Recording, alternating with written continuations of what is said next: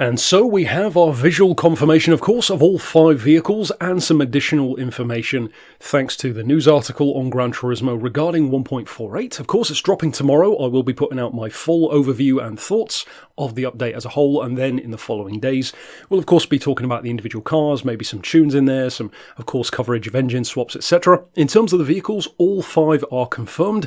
The Civic SiR-II, of course, the 2 Volvos, the 240 and the V40, I believe it was.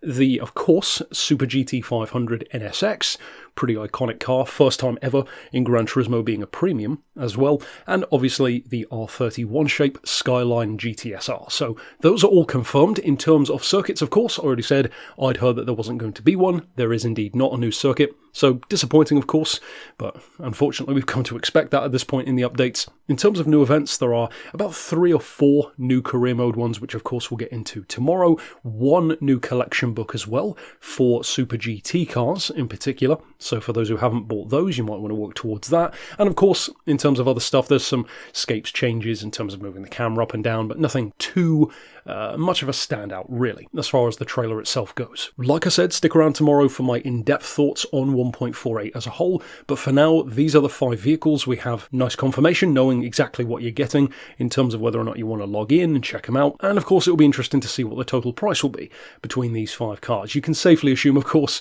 that the Super GT NSX will be the most expensive, I would imagine. I would be much more surprised if it weren't. I will be curious to see how much the Skyline is. I'm not sure what the R31 is worth these days. Probably a decent amount, but I wouldn't have thought anything too crazy. The Civic should be fairly affordable, and the Volvos, of course, should be a mix of, I would imagine, the used dealer and a Volvo dealership in Brand Central. I wouldn't have thought that would be in the legendary section. I guess it could be, but I wouldn't have thought so.